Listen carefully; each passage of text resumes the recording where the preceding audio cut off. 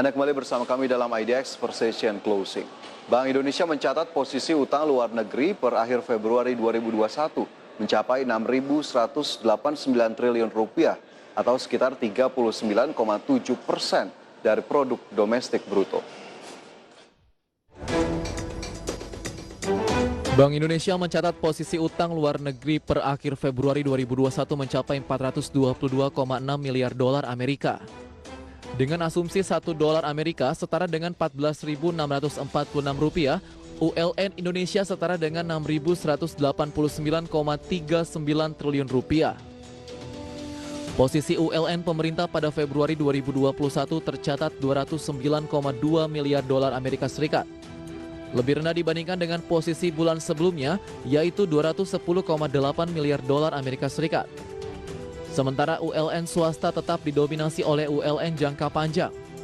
Pertumbuhan ULN swasta tercatat 3,4% secara year on year atau meningkat dibandingkan dengan pertumbuhan pada bulan sebelumnya sebesar 2,5% secara year on year. Menurut BI, posisi utang dikategorikan sehat. Hal ini ditopang oleh penerapan prinsip kehati-hatian dalam pengelolaan baik oleh pemerintah, BUMN maupun swasta. Ukurannya terlihat dalam rasio ULN terhadap produk domestik bruto yang tetap terjaga di kisaran 39,7%, di mana pada bulan sebelumnya rasio ULN sebesar 39,6%. Lantas apakah utang luar negeri benar-benar dalam kategori yang sehat? Dan akankah utang luar negeri tidak akan membebani masyarakat di kemudian hari? Saksikan pembahasan selengkapnya dalam IDX Session Closing Market.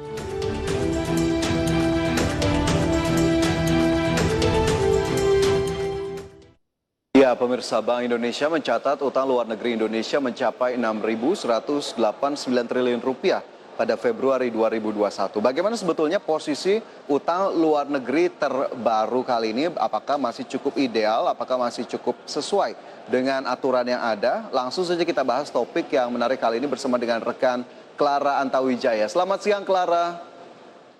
Siang rekan Fajar dan juga pemirsa IDX Channel. Clara masih semangat tentunya ya di tengah bulan Ramadan kali ini. Tentu Fajar juga kan? Sama, tetap semangat juga meskipun masih cukup panjang ini menuju maghrib ya. Betul sekali Fajar. Ya, Clara, ini tadi ada informasi terkait dengan posisi utang luar negeri Indonesia yang ternyata dari waktu ke waktu kita lihat jumlahnya masih bisa kita katakan cukup besar begitu. Tapi dari Clara sendiri, adakah laporan terkait dengan kondisi utang luar negeri Indonesia terkini? Baik rekan Fajar, jadi memang belakangan ini utang pemerintah terus menjadi sorotan publik ya. Dan tak sedikit juga banyak yang menilai kondisi utang dari pemerintah ini sudah mulai memperhatikan gitu ya. Adapun Bank Indonesia juga mencatat utang luar negeri atau ULN Indonesia ini sudah tembus 422,6 miliar dolar Amerika per akhir Februari 2021 lalu, atau ini setara dengan 6.164 triliun rupiah. Apabila kita asumsikan bahwa kurs rupiah ini 14.587 per dolar Amerika Serikat ya Fajar.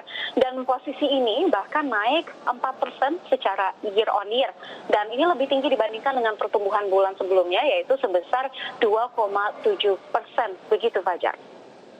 Oke, jadi ternyata ada peningkatan secara tahunan terutama dari kondisi utang luar negeri Indonesia. Tapi apakah kemudian peningkatan yang terjadi atau dalam tanda kutip pembengkakan utang luar negeri Indonesia ada kaitannya dengan penanganan dampak pandemi COVID-19, Clara?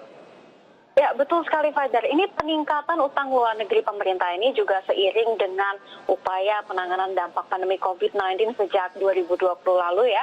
Dan akselerasi program vaksinasi serta juga perlindungan sosial pada kuartal 1 2021.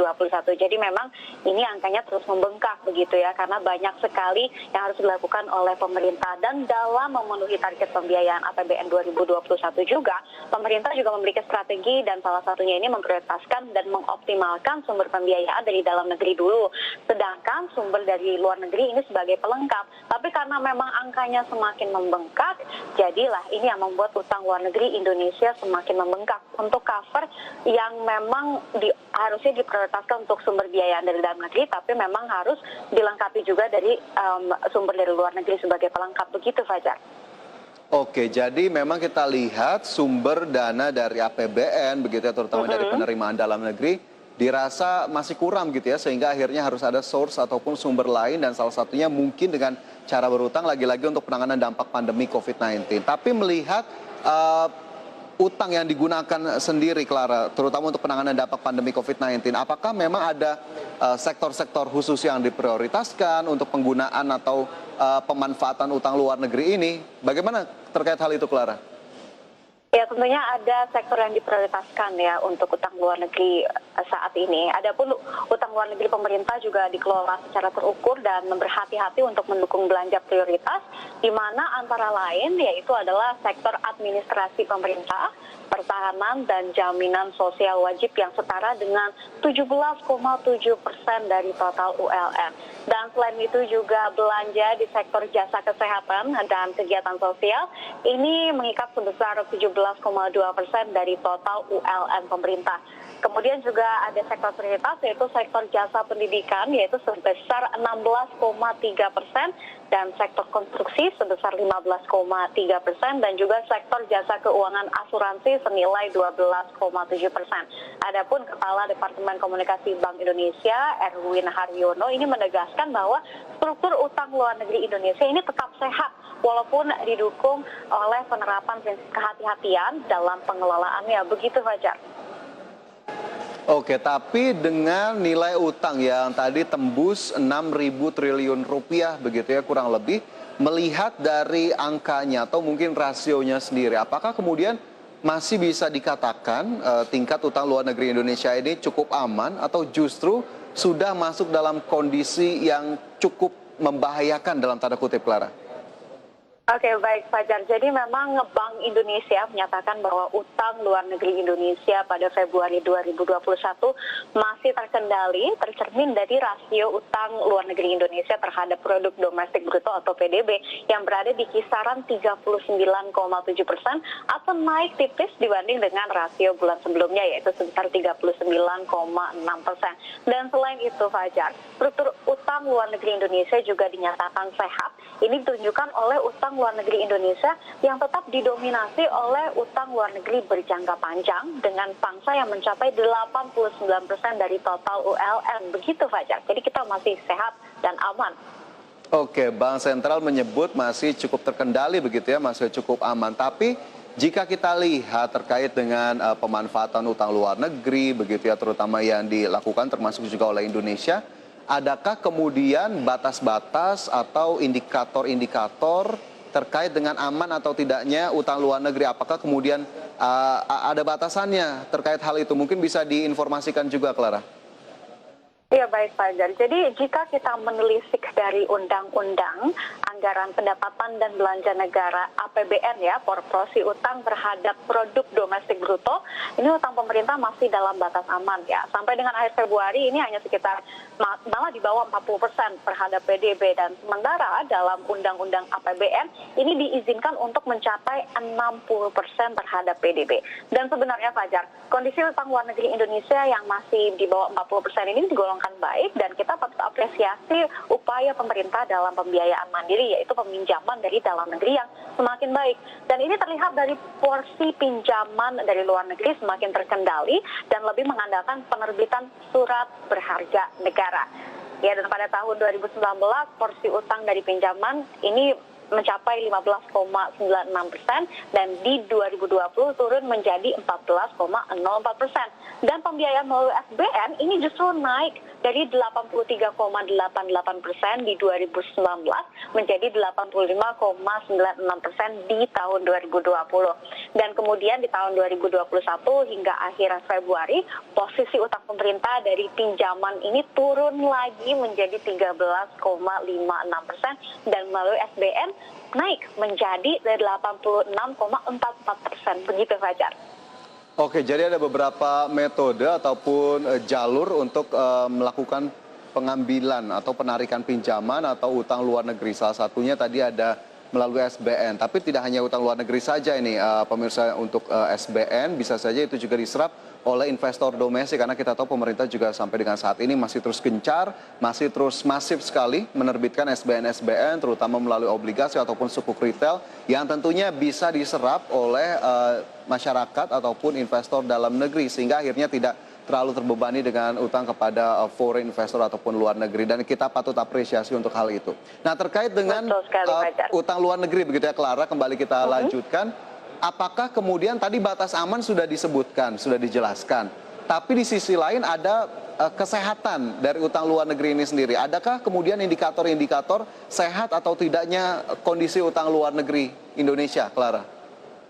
Oke, baik Fajar. Jadi memang alat ukur atau indikator yang digunakan untuk menilai kesehatan ekonomi pemerintah dan tingkat utang suatu pemerintahan adalah rasio utang terhadap PDB-nya. Nilai rasio utang yang tinggi terhadap PDB berarti menunjukkan bahwa negara tersebut berisiko gagal untuk membayar utangnya. Dan beberapa negara dengan rasio utang terhadap PDB yang kurang dari 40% di tahun 2019 adalah Korea, Hong Kong, Rusia, dan Indonesia. Sedangkan Yunani dan Italia adalah negara yang mempunyai rasio utang terhadap PDB lebih dari 100%. Bayangkan saja. Jadi memang kondisi Indonesia yang masih di bawah 40% ini masih belum di atas 100%, jadi kita masih aman begitu ya. Dan untuk bisa mendapatkan ini rasio yang tinggi tidak selamanya diartikan buruk begitu Fajar. Beberapa negara yang tingkat perekonomiannya stabil juga ternyata memiliki toleransi yang tinggi atas risiko gagal bayar utang. Seperti misalkan Amerika Serikat yang mempunyai rasio utang terhadap PDB yang sangat tinggi, yaitu sebanyak 111,95%. Namun masih bisa diimbangi dengan ekonomi Amerika yang terbilang kuat untuk bisa melunasi berbagai utangnya. Namun di luar semua itu, utang tetap saja melahirkan suatu kewajiban yang harus dibayar, kita Fajar. Setiap negara juga harus belajar dari krisis yang dialami, misalkan contohnya Yunani, yang mana uangnya bisa menjadi sumber krisis ekonomi. Terlebih lagi di era globalisasi seperti ini, utang bisa saja menular dengan cepatnya. Dan untuk itu, pihak pemerintah juga di seluruh negara harus mampu menangani utang secara baik, karena efeknya juga mampu menjadi riak ke seluruh negara di dunia. Begitu juga pemerintah Indonesia. Begitu Fajar. Oke, jadi PDB ternyata bisa menjadi salah satu indikator utama dari sehat atau tidaknya penarikan utang luar negeri. Dan tadi disebutkan juga ini oleh Clara bahwa ada negara-negara, terutama di Daya begitu ya, dengan rasio utang yang luar biasa besar, melebihi 100% bahkan dari PDB. Tapi tentunya diimbangi dengan kekuatan ekonomi yang memang masih sangat mampu untuk kemudian melunasi utang-utang tadi. Dan ini juga tentunya bisa menjadi catatan juga untuk Indonesia agar kemudian semakin efektif lagi mengelola utang luar negeri. Tapi melihat hal tersebut, bagaimana sebetulnya posisi utang luar negeri Indonesia, maksud saya, secara global, Clara? Iya Fajar, jadi berdasarkan data dari World Economic Outlook Database 2020 milik IMF, di antara 187 negara yang ditinjau, utang pemerintah Indonesia di tahun 2020 ini berada di peringkat 154 dunia, yakni yang mencapai sekitar 38% dari produk domestik bruto ya, atau PDB. Dan ya, kita di urutan 154 dan di ASEAN ini hanya di atas Kamboja dan Brunei. Itu yang merupakan kata-kata dari staf khusus Menteri Keuangan bidang komunikasi strategis Pak Justinus Prastowo pada beberapa waktu lalu ya. Dan berdasarkan posisi data, utang Kamboja let's say selama 2020 lebih rendah hanya mencapai 31,47% dari PDB negara tersebut. Sementara posisi utang Brunei Darussalam hanya mencapai 3,2% dari PDB. Nah, kita harus mencontoh nih ya Brunei Darussalam yang hanya mencapai utangnya ini 3,2% dari PDB. Dan adapun jika kita melihat posisi utang India dan Singapura, ini posisi utangnya sudah hampir di atas 50% dari PDB, di mana masing-masing tercatat 89,33% dan 131,18% untuk Singapura. Jadi memang posisi Indonesia ini masih bisa dikatakan aman, walaupun masih berada di peringkat 154 di dunia. Begitu Fajar. Oke, masih cukup aman, terkendali. Meskipun demikian, di saat yang sama kita tahu banyak manfaat yang bisa didapatkan dari penarikan utang luar negeri. Tapi di sisi lain tentunya ada risiko yang tetap harus dijaga. Peringkat utang Indonesia juga tetap harus diperhatikan agar kemudian tidak terjebak dalam gagal bayar utang. Karena kita tahu pandemi COVID-19 ternyata juga disebutkan oleh Menteri Keuangan sebagai salah satu faktor yang bisa menyebabkan bubble dari utang ini. Dan utang menjadi risiko utama dari berbagai negara termasuk juga Indonesia. Baik, Clara, semoga diskusi kita kali ini bisa memberikan inspirasi dan juga menambah informasi untuk para pemirsa IDX Channel ya. Iya, Fajar. Terima kasih banyak Clara sudah bergabung siang hari ini. Kita akan jumpa di lain waktu. Sehat selalu.